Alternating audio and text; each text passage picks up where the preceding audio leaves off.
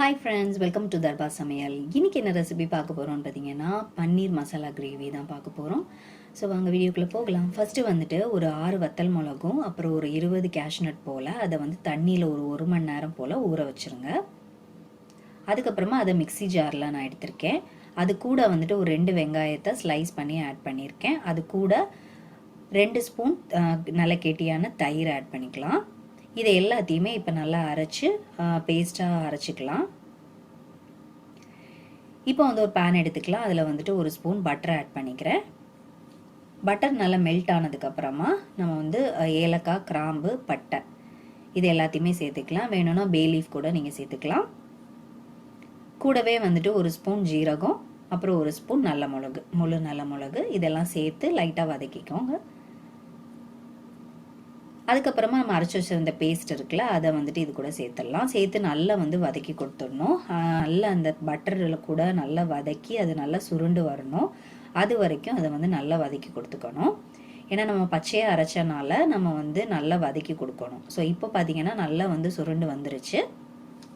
இதில் வந்துட்டு ஒரு 3 தக்காளியை அரைச்சி பேஸ்ட்டை வந்துட்டு சேர்த்துக்கிறேன்.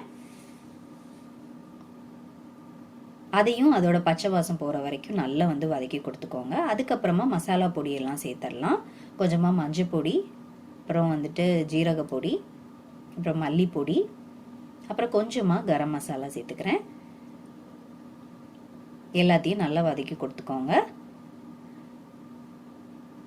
கூடவே தேவையான அளவுக்கு உப்பும் சேர்த்துக்கலாம். ஸோ உப்பும் சேர்த்து நல்லா மிக்ஸ் பண்ணி கொடுத்தாச்சு. இப்போ வந்து ஒரு ஸ்பூன் இஞ்சி பூண்டு பேஸ்ட்டு சேர்த்துக்கிறேன். அதோட பச்சை வாசமும் போகிறது வரைக்கும் நல்லா வந்து வதக்கிக்கணும். ரொம்ப நேரம் நல்லா வதக்கினதுக்கப்புறமா நம்ம வந்து தண்ணி சேர்த்துக்கலாம். எவ்வளோத்துக்கு உங்களுக்கு தண்ணி தேவையோ அவ்வளோத்துக்கு நீங்கள் சேர்த்துக்கலாம். தண்ணி நல்லா சேர்த்துக்கிட்டாலும் பார்த்தீங்கன்னா நல்லா வந்து லாஸ்ட்டில் நல்லா கொதிச்சு வரும்போது உங்களுக்கு திக்கான கிரேவி வந்துட்டு வந்துடும். ஸோ நான் அதிகமாகவே தண்ணி சேர்த்துருக்கேன். அதை வந்துட்டு ஒரு 2 நிமிஷம் போல் நல்லா கொதிக்க விட்டுருங்க.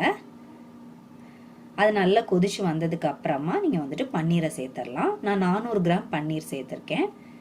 ஸோ அதனால் கிரேவியும் கொஞ்சம் அதிகமாகவே தான் எடுத்திருக்கேன்.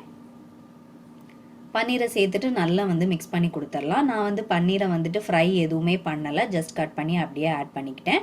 நீங்கள் வேணும்னா லைட்டாக வந்துட்டு எதுவுமே சேர்த்துக்க வேண்டாம், லைட்டாக வந்து எண்ணெயில் வந்து லைட்டாக ஃப்ரை பண்ணால் போகிறோம். கொஞ்சம் லைட்டாக ஃப்ரை பண்ணிவிட்டு அதுக்கப்புறம் ஆட் பண்ணிக்கிட்டாலும் ரொம்பவே நல்லாயிருக்கும். ஸோ சேர்த்து எல்லாத்தையுமே நல்லா மிக்ஸ் பண்ணி கொடுத்தாச்சு. இதையும் வந்துட்டு பார்த்தீங்கன்னா நல்லா கொதிக்க விட்டுருங்க. அது கொஞ்சம் வேகிறது வரைக்கும் நல்லாவே கொதிக்க விட்டுடலாம்.